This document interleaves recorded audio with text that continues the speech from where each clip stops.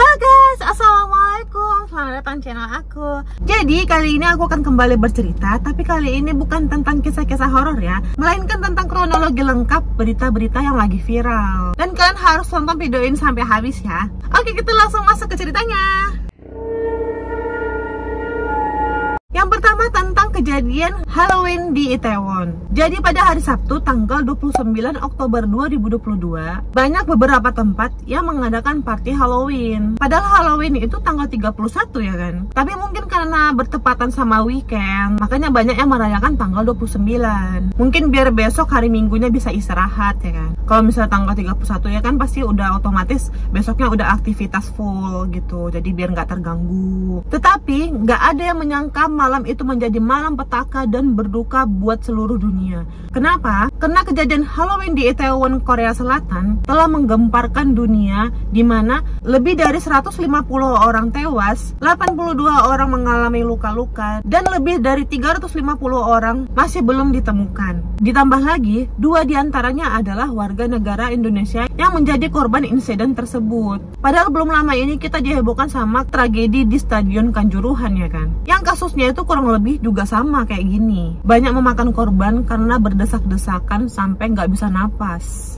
Oke, kita lanjut ke cerita yang tadi. Jadi Itaewon ini letaknya di Yongsan-gu, selatan Myeongdong, dan di utaranya Sungai Han. Jadi nama Itaewon ini udah terkenal kali lah buat nongkrong-nongkrongnya anak muda. Apalagi pada saat weekend, tempat ini udah menjadi tujuan orang-orang untuk menghabiskan waktu di sana. Apalagi di kalangan turis-turis, tempat ini menjadi populer untuk tempat yang wajib dikunjungi. Karena di daerah ini udah terkenal menjadi tempat yang ramah sama orang-orang asing. Dan di sana juga menyajikan makanan-makanan internasional, toko-toko, klub-klub, bar-bar, dan masih banyak lagi.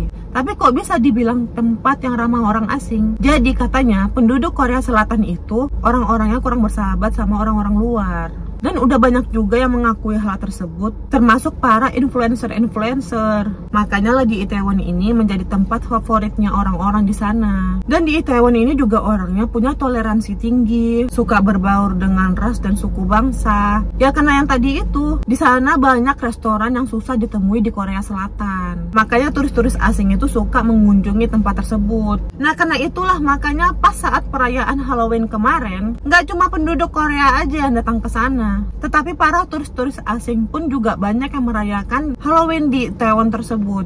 Apalagi semenjak sudah diperbolehkannya berkerumunan, tidak pakai masker, banyak penduduk di sana yang memenuhi tempat tersebut. Di hari biasa aja rame ya kan, apalagi di pesta kostum gini. Jadi membludak lah itu di Itaewon, lebih dari perkiraan. Nah masalahnya di Itaewon itu tempatnya kecil kali, kayak semacam gang-gang gitu. Bayangkan aja tempat sekecil itu dipenuhi dengan banyak orang. Apalagi acara Halloween di sana bersifat terbuka, karena seperti semacam festival rakyat lah gitu. Jadi semua orang bebas mau ke sana. Apalagi udah diperbolehkan nggak pakai masker ya kan. Jadi mereka berdandan lah sekeren mungkin untuk menunjukkan wajah mereka di acara tersebut. Tetapi pada malam itu di tempat yang sekecil itu didatangi oleh lebih dari 100.000 orang. Ya kalian bayangin aja lah, stadion yang sebesar itu, segede itu, hanya boleh dikunjungi 38.000 sampai 40.000 pengunjung.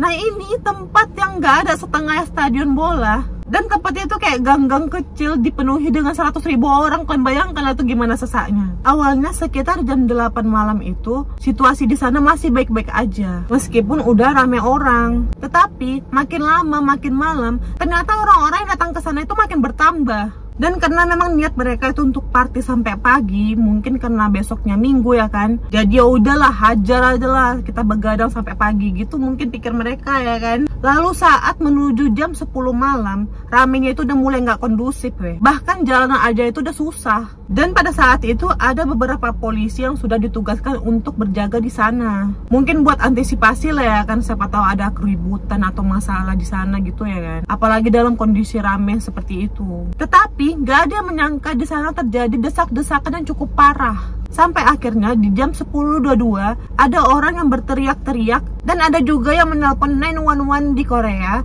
dengan mengatakan kalau temannya itu sesak napas. Awalnya yang menelpon itu 1, terus nggak berapa lama lagi ada 2, terus telepon ketiga. Sampai tahu-taunya ada 50 orang yang nelpon minta bantuan. Dan pas dilihat ke jalannya itu, jalannya tuh emang bener-bener padat kali sama orang-orang. Dan sangat mungkin bagi orang-orang yang di sana itu mengalami sesak napas dan pingsan. Terutama yang paling parah itu di gang dekat Hotel Hamilton, dimana di lokasi itu udah banyak kali orang yang terjebak dan dempet-dempetan kali lah weh. Terus pertanyaannya, kok orang-orang pada ngumpul di situ sih? Udah tahu jalan sempit ya kan? Ternyata karena menurut berita di Korea ada artis di sekitar situ, makanya menyebabkan keramaian. Tapi siapa artis tersebut itu nggak disebutkan dan dirahasiakan karena mungkin takut disalahkan sama peristiwa tersebut. Jadi karena jalannya itu udah sempit, ramai orang ya kan, pada gencet-gencetan parah juga. Akhirnya banyak lah yang pingsan. Makanya pada panik lah orang-orang di sana dan pengen keluar dari kerumunan tersebut, tapi nggak bisa gerak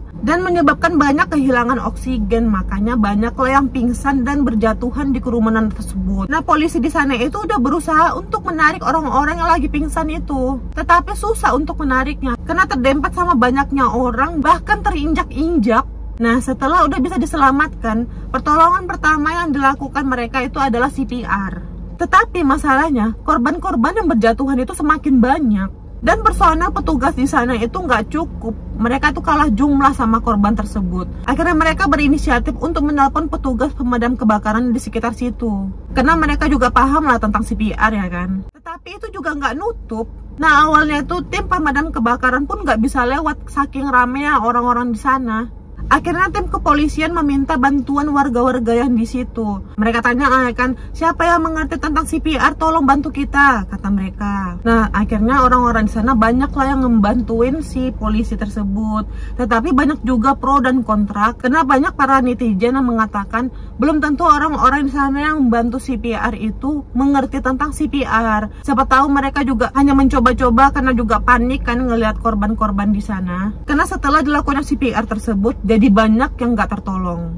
Lalu mirisnya lagi, bar-bar sama klub-klub di sana itu masih banyak yang menyalakan musik. Dan orang-orang di sana masih bisa bernyanyi dan menari di tengah kejadian tersebut.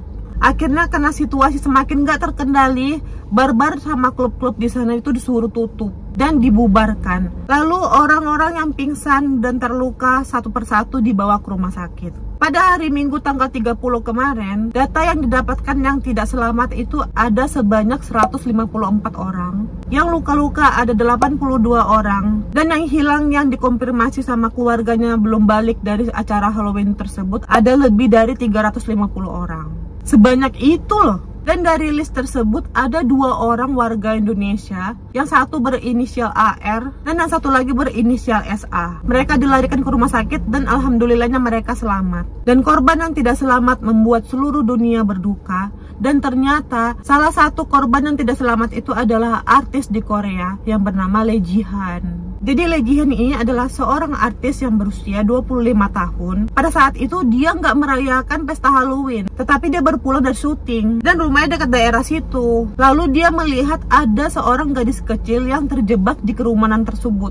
Tanpa berpikir panjang, dia langsung menyelamatkan si gadis kecil tersebut. Dan alhamdulillah si gadis kecil itu selamat. Tetapi sayangnya Lee Ji-han akhirnya terjebak di kerumunan itu dan menjadi salah satu korban yang tewas di tragedi Itaewon ini. Banyak artis di sana yang mengungkapkan rasa duka dan kehilangan atas meninggalnya korban-korban di Itaewon ini, termasuk si Lee Ji-han ini. Dan setelah diselidiki, penyebab kematian di Itaewon ini adalah disebabkan oleh henti jantung. Jadi henti jantung ini adalah hilangnya kesadaran dan berhenti bernapas karena ada gangguan pada sistem kelistrikan jantung dan membuat jantung berhenti untuk memompa darah ke seluruh tubuh. Henti jantung ini beda ya sama serangan jantung. Dan ini bisa dialami oleh siapa aja dengan gejala awal seperti lemas, nyeri dada, sesak napas, jantung berdebar, dan pusing. Dan yang paling beresiko mengalami hal tersebut adalah obesitas, diabetes, jarang olahraga, orang yang suka merokok, dan yang mempunyai riwayat jantung. Dan setelah tragedi di Itaewon ini, Korea Selatan melakukan hari berkabung dari tanggal 30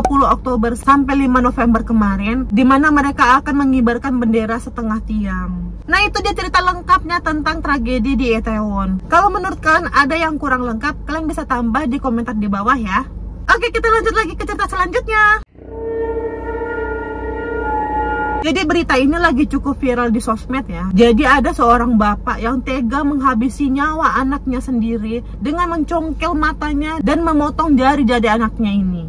Sebenarnya aku juga berat untuk menceritakan ini karena aku nggak tega kali kalau udah membahas tentang pembunuhan anak-anak. Tapi udah ya kan, buat kalian aku teruskan lah ya. Jadi kejadian ini berlokasi di perumahan klaster Jati Jajar Tapos Depok, di mana kejadian ini dia alami oleh keluarga yang bapaknya bernama Rizky dan istrinya yang bernama Nila. Mereka berusia 31 tahun. Mereka dikaruniai 2 orang anak. Yang pertama bernama Kayla, umur 11 tahun, dan yang kedua anak laki-lakinya umur 1,5 tahun. Cerita ini diceritakan oleh adiknya pelaku yang berinisial S, di mana dia bercerita Pak Rizky dan Ibu Nila ini udah sering berantem karena masalah sepele. Jadi udah sama-sama ngerasa nggak nyaman gitulah. Dan kabarnya si istrinya ini selalu meminta cerai setiap mereka bertengkar. Lalu dikonfirmasi oleh keluarganya Pak Rizky ini, si Bapak Rizky ini emang orangnya temperamen. Bahkan rekan kerjanya juga mengatakan si Pak Rizky ini orang yang suka membesar-besarkan masalah kecil menjadi besar dan nggak bisa menyelesaikan masalah dengan kepala dingin. Dan di rumahnya Pak Rizky ini itu sering nggak pulang. Bahkan kalau pulang itu seringnya dalam keadaan mabuk, habis menyabu. Jadi hal inilah yang membuat mereka sering berantem karena si istrinya itu suka menegur dan menanyakan dia habis dari mana, ngapain aja di luar, dan banyaklah pembahasan mereka. Tetapi hal tersebutlah yang membuat si Pak Rizky itu emosi dan gak terima. Cekcoklah mereka ya kan. Jadi puncaknya pada tanggal 1 November jam 2 dini hari, Pak Rizky ini pulanglah setelah seharian gak pulang. Istrinya mungkin udah kesel kali lah ya kan, dan emosi karena si suami itu gak berubah-berubah. Akhirnya berantem hebat lah orang itu pada saat itu. Lalu pergilah si Pak Rizky ini dari rumah untuk sholat subuh berjamaah di masjid. Dan setelah pulang dari masjid, dia melihat istrinya itu sedang mengemas-ngemas barang. Dan anaknya si Kayla ini udah berpakaian rapi, pakaian sekolah. Karena mereka mau pergi dari rumah untuk pulang ke rumah orang tuanya si Ibu Nila ini. Dan membawa kedua anaknya mereka. Istrinya juga meminta mereka untuk bercerai. Tapi Pak Rizky ini nggak terima. Dan karena dalam keadaan masih sama-sama emosi, gak ada yang mau mengalah, mereka kembalilah bertengkar hebat di depannya si Kayla. Lalu si Bapak Rizky ini nggak bisa mengendalikan emosinya dan mengambil parang lalu menebas lehernya si istrinya. Dan pada saat itu karena dilihat oleh sang anak, Pak Rizky langsung menarik tangan si Kayla dan kembali menebas leher anaknya sendiri. Dan gak cuma itu, dia mencongkel matanya dan memotong jari-jarinya. Ya Allah, aku baca artikel ini lemes loh Kok bisa gitu loh, seorang ayah yang seharusnya melindungi dan menjaga keluarganya, ini malah tega membunuh anak dan istrinya sendiri. Ya Allah, astagfirullahaladzim. Itulah gunanya kita harus paham sama agama. Jangan cuma sekedar mengerjakan tapi nggak memahami. Nauzubillah min dzalik. Oke, kita lanjut lagi. Jadi kejadian ini disaksikan oleh adiknya si Pak Rizky dari lantai 2. Pada saat itu dia juga kaget dan takut, tetapi nggak berani turun sampai si Pak Rizky-nya ini keluar dari rumah. Tetapi pada saat itu si Pak Rizky ini juga melihat adiknya dan berniat untuk membunuh adiknya juga. Lalu si adiknya itu langsung kabur, lari dan meminta pertolongan tetangga-tetangganya dan memberikan penjelasan dan kesaksian yang dia lihat. Dan saat dihampiri warga, mereka melihat istri dan anaknya itu udah bersimbah darah. Ibunya dalam kondisi kritis langsung dibawa ke rumah sakit dan anaknya sudah tewas di tempat. Dan saat didatangi warga, si Pak Rizky-nya ini tuh menangis dan mengatakan, saya sudah puas karena sudah menghabisi 2 setan, tinggal 1 setan lagi. Astagfirullah, setan katanya, padahal dia setannya. Dan saat ditanya warga siapa satu lagi, dia mengatakan adik saya. Astagfirullah, ya Allah. Lalu tetangganya langsung melaporkan kepada polisi. Dan Pak Rizky ini langsung ditangkap dan ditetapkan menjadi tersangka. Dan pada saat diinterogasi, dia menangis dan mengaku menyesal telah melakukan hal tersebut. Akhirnya selesai aku menceritakan ini Semoga si Pak Rizky ini diberikan hukuman yang setimpal. Dan mari kita sama-sama berdoa, semoga anaknya ditempatkan di surga Allah dan istrinya diberikan kesembuhan. Amin. Jadi bagaimana menurut kalian tentang kasus ini? Apakah si Pak Rizky ini benar-benar menyesal atau hanya karena lagi di depan kamera aja? Silahkan komentar di bawah ya. Oke, itu dia cerita tentang kronologi lengkap berita-berita yang lagi viral. Semoga kalian suka sama video ini. Dan terima kasih buat kalian yang sudah nonton sampai habis. Dan jangan lupa like, komen, dan subscribe ya. Nyalakan notifikasinya agar kalian tahu setiap aku upload video baru. Oke, see you next video. Bye-bye.